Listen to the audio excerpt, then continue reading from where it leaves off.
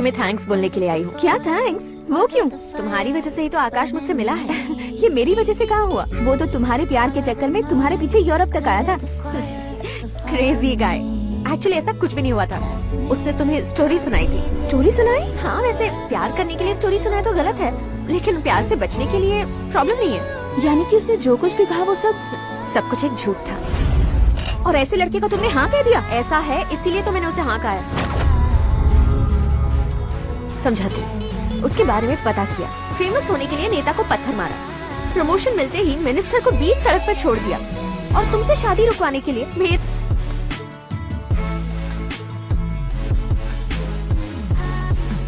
नाम ले लिया। He's something। उसके प्रेजेंस ऑफ माइंड की दीवानी हो गई मैं।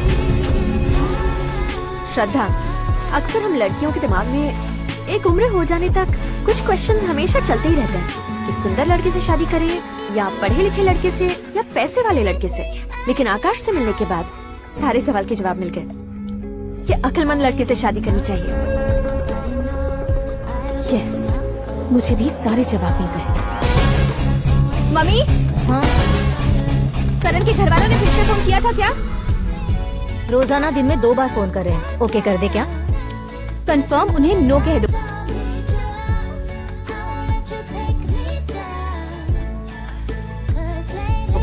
मैंने आकाश से ही शादी करने का फैसला कर लिया है। लेकिन उसने तो ना कह दिया ना बेटी। पर मैंने अब तक हार नहीं मानी है। आप ही बताइए, क्या उसे मीरा के लिए छोड़ दूं? डैड को कब का सीएम बन जाना चाहिए था, लेकिन उसकी डैड ने मेरे डैड को रोक रखा है और अब वो मेरी लाइफ में इंटरफेयर कर रही है। वो मेरा है, आकाश को मैं हासिल करके ही रहूंगी। बहुत हो गया, तुम्हारी बकवास नहीं सुननी है मुझे। यही कि तुम्हारी उसके साथ लव स्टोरी। तुम्हारे लिए कैसे कैसे रिश्ते आ रहे हैं तुम्हें पता भी नहीं है। पता है डैड, मुझसे जिससे भी शादी करनी थी वो मेरी रेंज से बाहर था। ऊपर देखिए डैड, आपको ऊपर क्या दिखाई दे रहा है? रूफ। मुझसे जो शादी करना चाहते थे वो रूफ की तरह ही थे। वहाँ लाइट, फैन और फॉल सीलिंग के अलावा और कुछ नहीं होता। उनकी जगह आकाश हुआ तो वो बिल्कुल अपने नाम जैसा है। उसके साथ बादल मिलेंगे, बिजली कड़केगी, मौसम बदलते रहेंगे, life will be thrilling you know. वो प्लेटफॉर्म पर रहता है तो आप ही उसे एक अच्छा प्लेटफॉर्म दीजिए, जस्ट फॉर अ चेंज। उसकी औकात नहीं है कि वो तुम्हारा हाथ पकड़ सके। क्या अलग है उसमें? इंसानों में काफी चीजें कॉमन होती है, चाहे वो रंग में हो, दिखने में हो या पर्सनालिटी में हो, पर एक चीज कॉमन नहीं होती, और डैड वो है दिमाग। और आकाश के पास जो दिमाग है वो मुझे पसंद है।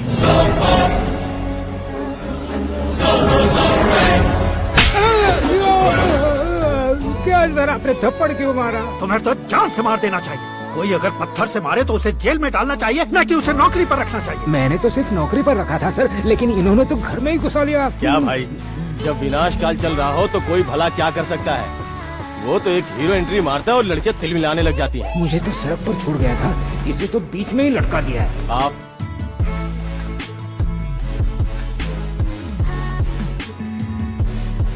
आफ्टर ऑल एक कॉमन मैन से ज्यादा कुछ नहीं है वो, लेकिन उसके लिए एक चीफ मिनिस्टर, होम मिनिस्टर और विकास मंत्री बैठकर पंचायत कर रहे हैं। अगर आप चाहें तो रातों रात उसकी कहानी खत्म नहीं कर सकते क्या? कैसे खत्म करूं मैं?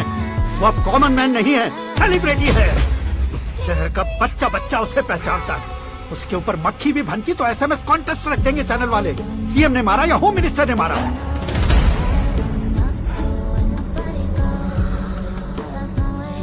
उसे हटाएंगे पर दिमाग से।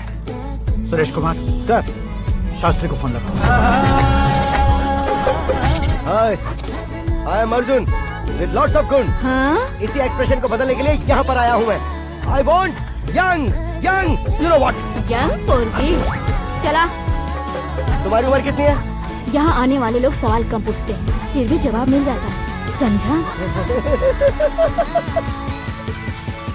1 मिनट। हेलो, कहाँ पर हो शास्त्री? मैं तो फिलहाल मोक्ष का मार्ग ढूंढ रहा हूँ सर। अर्जेंटली गेस्ट हाउस पर आ जाओ। नहीं सर, मैं नहीं आ सकता। मैं अपनी पुरानी हिस्ट्री को नया कर रहा हूँ। तुम क्या पागल हो गए हो जो तुम मुझे मना कर रहे हो?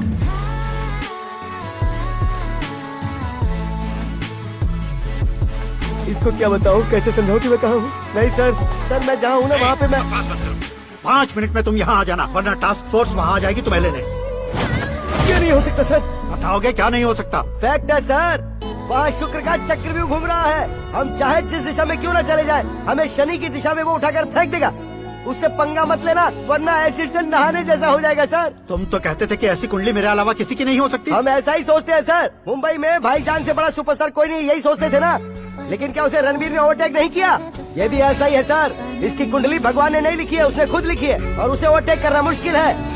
उसकी पावर को रोकने के लिए आपकी मैन पावर कम पड़ जाएगी। हम इतने बड़े पोजीशन पे रहकर भी उसका कुछ नहीं कर सकते सर। अगर आप उससे कुछ छीनना चाहते हो तो सॉरी सर, एक धर्म युद्ध प्लान करना होगा। उसे अधर्मता से जीतना होगा। सुरेश कुमार सर, उसके जन्म से लेकर अब तक का सारा बायोडेटा 24 घंटे में मेरे पास होना चाहिए।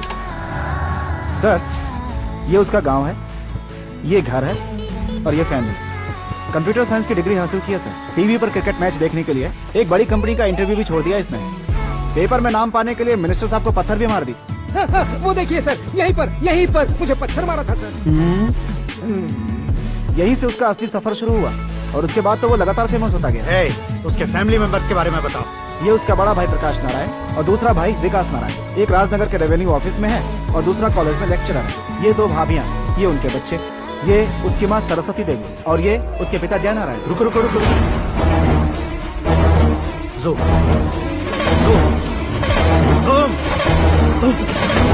तो ये जय नारायण का लड़का है।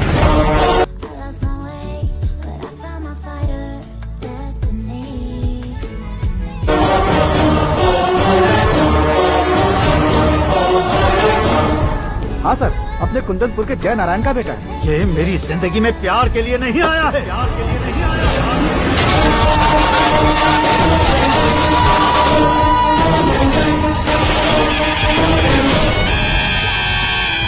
वो कोई प्रेमी वेमी नहीं है, सैनिक है। वो तुम दोनों को कुचल कर मुझ तक पहुंचाए कि मुझे कुचल सके। उसका शिकार मैं हूँ, निशाना मैं हूँ, गोल मैं हूँ।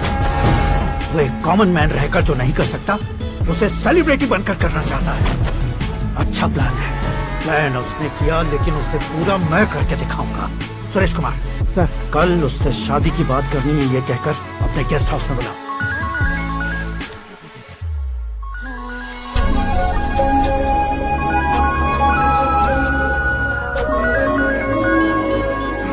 हेलो मीरा जी, सीएम साहब ने शौक दे दिया। कुछ देर पहले सुरेश जी का फोन आया था, हमारी शादी की बात करने के लिए कल सुबह 9 बजे गेस्ट हाउस बुलाया है। What? I just can't believe this. Dad इतनी इजीली मान भी गए। इसे हमें सेलिब्रेट करना चाहिए। No no no no, I just had a shower. घर में कौन कौन है?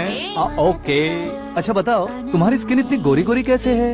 क्या लगाती हो? सीक्रेट है, ब्यूटी टिप्स बताई नहीं जाती। ओहो, शावर किस शैम्पू से करती हो? वो सब छोड़ो, तुम क्या यूज करते हो? जब से तुमसे मुलाकात हुई है तब से मीरा शैम्पू ही पूरे शरीर पर लगा लेता हूँ। फ्रीज। क्या हुआ? पानी की एक बूंद बिल्कुल एक हीरे की तरह तुम्हारे बालों पर कैसी लग रही है, देखो तो। अब वो तुम्हारे माथे से धीरे से होते हुए धीरे धीरे तुम्हारे नाक के ऊपर आता है, वहां से होठों को छूकर खूबसूरत गले से होते हुए नीचे फिसल गए, तुम्हारे हुस्न को छूते हुए नीचे उतर गए, सांसों के साथ साथ सर से ऐसे आखिर में नाभि में आके